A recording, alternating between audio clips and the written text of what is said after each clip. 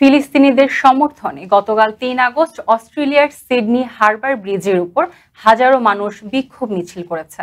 মিছিলে উইকিলিকসের প্রতিষ্ঠাতা জুলিয়ান অ্যাসাঞ্জও অংশ নেন। গত বছর যুক্তরাজ্যের একটি কারাগার থেকে মুক্তি পাওয়ার পর অস্ট্রেলিয়ায় ফিরে যান অ্যাসাঞ্জো। গতকাল বিক্ষোভের ছবিতে অ্যাসাঞ্জোর পাশে তার পরিবারের সদস্যদেরকে দেখা গেছে। অস্ট্রেলিয়ার সাবেক পররাষ্ট্রমন্ত্রী ও নিউ সাউথ ওয়েলসের সাবেক নেতা বব কারও তার সঙ্গে ছিলেন। গাজায় অপুষ্টি ও খাদ্য সংকট নিয়ে আন্তর্জাতিক উদ্বেগ ও সমালোচনা জোরালো হচ্ছে। বিক্ষোভকারীরা প্রচণ্ড বাতাস ও বৃষ্টি উপেক্ষা করে সিডনি হারবার ব্রিজে মিছিল করেন।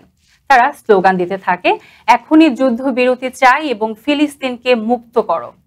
নিউ সাউথ ওয়েলস পুলিশ বলেছে, বিক্ষোভকে কেন্দ্র করে সিডনি শহর জুড়ে তারা কয়েকশো অতিরিক্ত নিরাপত্তা কর্মী মোতায়েন করেছে।